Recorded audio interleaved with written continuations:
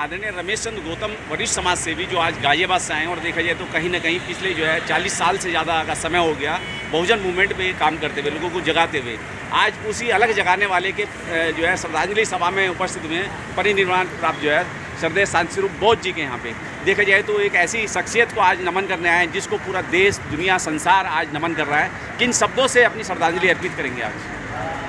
मैं सभी महापुरुषों को नमन करते हुए श्रद्धेय शांति स्वरूप बौद्ध जी जो आज हमारे बीच में नहीं है, एक्चुअली मैं इनको आधुनिक वास्को डी गामा कहता हूँ, क्योंकि जिस हमारे महापुरुषों को इस ब्राह्मणवादी व्यवस्था ने एक तरह से समुद्र में एक बिल्कुल ही दफन कर दिया था, तो श्रद्धेय और परिनिर्वाण प्राप्त शांति स्वरूप बौद्ध जी एक वास्को डी गामा मतलब वो बन के और इस समुद्री जिसमें महापुरुषों के विचारधारा को दफन कर दिया गया था, वो वास्को डी गामा बन के आए और तलाश करते करते उन्होंने तमाम महापुरुषों की विचारधारा को अपने सम्यक प्रकाशन के माध्यम से दोबारा जीवित कर दिया। उनके 50 साल लगभग वो इस देश में और विदेश में बाबा साहब डॉक्टर अम्बेडकर, भगवान गौतम, तमाम महापुरुषों के विचारों को वो देश के कोने कोने में और विदेश तक भी वो प्रचार प्रसार करते हैं। मैं उनको बहुत बहुत नमन करता हूँ। ये मेरी उनके लिए श्रद्धा है। देखा जाए तो गौतम जी कहीं ना कहीं आपके साथ उनका बहुत ज़्यादा घनिष्ठ मित्रता वाला संबंध रहा। आपका अपने प्रकाशन में एक किताब भी उन्होंने पुस्तक जो है प्रिंट की, उसका लोकार्पण भी जो है ऑडिटोरियम के अंदर किया गया। वो ऐसे क्षण थे जिनको कभी भुलाया नहीं जा सकता। तो उन बातों में से अगर कुछ बात ऐसी हो जो हमारे दर्शकों के साथ शेयर कर सके तो कुछ बताइएगा। उनमें एक सबसे बड़ी खूबी ये थी कि वो अच्छे वक्ता तो थे ही थे, उच्च क्वालिटी के आर्टिस्ट भी थे, विद्वान भी थे, लेकिन सबसे ज़्यादा घटके जो विशेषता थी उनमें लीडरशिप कूट के थे। वो लोगों की, सामाजिक लोगों की, कार्यकर्ताओं की, विद्वानों की टीम बनाने में जो सक्षम थे, वो ऐसे मतलब विरासत हो, ऐसे गुण हमें किसी और में नज़र नहीं आते। तो इसलिए हम उनके साथ में कार्यकर्ता भी बन के रहे और उन्होंने मुझे प्रोत्साहन किया, तो मैंने किताब भी लिख डाली। और किताब का नाम है डॉक्टर अम्बेडकर एक ज्ञान दर्पण। उस किताब को केवल हिम्मत वाले लोग ही पढ़ पा रहे हैं। डरपोक, कमज़ोर, कायर लोगों की अभी हिम्मत नहीं हो पा रही इस किताब को खरीदने की या पढ़ने की। इसके अलावा अगर कुछ कहना चाहें शांति स्वरूप बौद्ध के बारे में तो क्या कहेंगे आज, क्योंकि जो है पूरा देश उनको जो है नम आँखों से नमन कर रहा है? बिल्कुल, मैं तो उनके परिवार में जो उनके संतान हैं, केवल उनसे यही कहता आ रहा हूँ। मैं आज भी यही कहूँगा कि मछली के बच्चों को कोई तैरना नहीं सिखाता और बाज के बच्चों को कोई उड़ना नहीं सिखा सकता। तो उनके बच्चों से मैं, उनके परिवार के लोगों से यही निवेदन करता हूँ कि वो बेशक हमारी पीछे से चले गए, लेकिन जिनको आपको जिंदा रखना है तो उनकी विचारधारा को, विरासत को, संघर्ष को आप कायम रखें, जित जाकर रखें। यही कहना चाहिए। चलिए, ठीक है।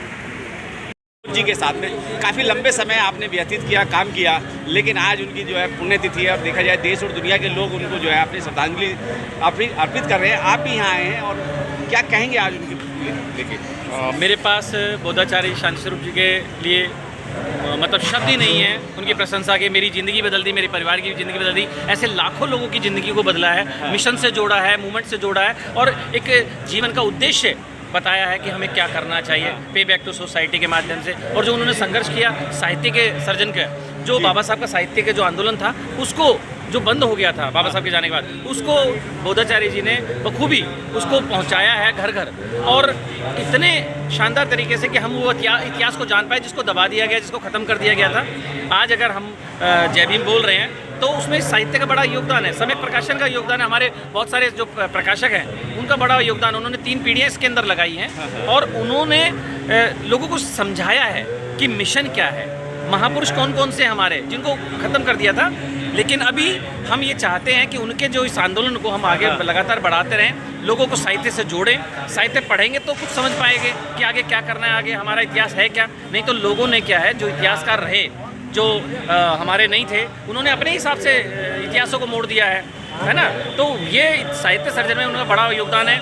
मैं ये कहता हूँ कि उन्होंने एक महान काम किया है और हमारे बीच में वो इकलौते ऐसे थे जिनका नामकरण बाबा साहब ने किया था। बाबा साहब ने उनका नाम रखा था, ये हमारे लिए बहुत बड़े गर्व की बात थी और हमें उनका सानिध्य मिला, उनके उनके साथ कार्यक्रमों में जाने को मिला, मेरे पारिवारिक संबंध उनसे हैं, तो ये बहुत बड़ा मेरे लिए वो था। आज हम लोग उनको 2 साल हो गए हैं उनके स्मृति दिवस पर उनको याद कर रहे हैं, उनको हम आदरांजलि दे रहे हैं। मैं ये कहूँगा आपके चैनल के माध्यम से कि उन्होंने साहित्य में बहुत बड़ा काम किया है, तो 2 अक्टूबर को जो उनका जयंती आती है उस दिन के लिए सभी बहुजन साहित्य दिवस के रूप में मनाएं, जिससे हम लोगों को साहित्य से जोड़ पाएँ और इन सब चीज़ों को हम ये कर पाएँ कि हम साहित्य को घर घर पहुंचाने का काम करें। तो 2 अक्टूबर को बहुजन साहित्य दिवस के रूप में उनको सम्मान के रूप में मनाया जाए। और ये जो कारवां है, हमें इतिहास को जानना पड़ेगा, पढ़ना पड़ेगा, तभी हम उसको मूवमेंट को समझ पाएंगे, जान पाएंगे। क्या लगता नहीं श्याम भंडारी जी, जिस दौरान जिस काल में उनकी जो है परिनिर्वाण प्राप्त किया उन्होंने, लेकिन इस देश के करोड़ों लोग उनको वो सम्मान के साथ विदा करना चाहते थे, लेकिन वो स्थिति नहीं बन पाई। उसकी टीस, उसका दुख, उसका दर्द आज भी उनके जो शुभचिंतक हैं उनके दिलों में बसा हुआ है। क्या कहेंगे इस बात को लेकर? मैं आपकी बात से 100% सहमत हूँ। मैं खुद उनका अंतिम दर्शन नहीं कर पाया, ये मलाल मुझे पूरी ज़िंदगी रहेगा। और 6 जून जब कोरोना काल का वो लॉकडाउन का जो समय था, उसमें कोई नहीं मिल पा रहा था, आ नहीं पा रहा था, तो उस दिन अगर हमें समय मिलता, लॉकडाउन नहीं होता, तो लाखों लोग इस दिल्ली में खड़े होते, इकट्ठा होते उनको नमन करने के लिए। लेकिन ये 30 हमें हमेशा रहेगी कि हम उनके अंतिम दर्शन नहीं कर पाए, लेकिन उन्होंने जो हमें शिक्षा दी, हम उसको ये ज़रूर मानेंगे कि हम अम्बेडकरवादी हैं, सीने फौलादी हैं, संघर्षों के आदी हैं, हम अम्बेडकरवादी हैं। और आगे से ये भी कहेंगे कि हमें अगर उनका सम्मान देना है तो हमें उनके इतिहास को, उनके साहित्य, उसको कारवां को आगे बढ़ाते हुए पढ़ना पड़ेगा। उनकी एक बात मुझे हमेशा याद रहेगी कि रोज़ बेटा 10 पेज 20 पेज रोज़ पढ़ो ज़रूर, एक आदत डालो पढ़ने की, तो आप अपने आप में एक उस लेवल को पकड़ पाओगे कि जिससे आप लोगों को जवाब दे पाओ, अपने ज्ञान को अपने बच्चों को बता पाओ, इतिहास को आप बनाने में सहयोग करोगे, अपने आने वाली पीढ़ी को तैयार कर पाओगे। तो पढ़ना ज़रूरी है, तभी हम आगे लड़ पाएंगे, नहीं तो हमारे इतिहास को लगातार ख़त्म किया जा रहा है। भंडारी जी, शांति स्वरूप जी का जो एक कोई भी ऐसी घटना बताइए जो आपके जीवन में आपने उसको बहुत अच्छे ढंग से लिया हो। देखिए, मैं आपको एक घटना बताना चाह रहा हूँ। वो कई कार्यक्रमों में जाते थे, कभी भी कार्यक्रम के जो आयोजक थे उनके प्रति उनका कोई वो रवैया इतना सख्त नहीं होता था। उन्हें समय दिया, नहीं दिया, कम दिया, क्या दिया, वो बड़े शालीनता से कहते थे अपना काम अपन करने आए हैं, अपन अपने लोगों को बताने आए हैं, अपन यहाँ किसी तरीके का। तो मैं आपको बताऊँ, यहाँ से 6-6 घंटे वो लोग हमारे साथ कार्यक्रमों में गए और 6 घंटे जाना, 6 घंटे आना, पूरे दिन भर धूप में, गर्मी की धूप में जाना अप्रैल मई के महीने में, और वहाँ जाकर उनको 20 मिनट 15 मिनट 30 मिनट बोल के देते थे। लेकिन वक्ता और उनकी शैली थी वो अपने आप में ऐसा मजबूती से प्रमाणित कर देती कि लोग फिर खुद कहते थे नहीं बोधाचार्य जी बोले जाएं। तो उन्होंने हमेशा जोड़ना सिखाया है, तोड़ना नहीं सिखाया, और प्रतिभाओं को उभारना सिखाया है। हम उनके आभारी हमेशा रहेंगे। उन्होंने तो मेरी ज़िंदगी बदल दी, मेरे परिवार की ज़िंदगी बदल दी।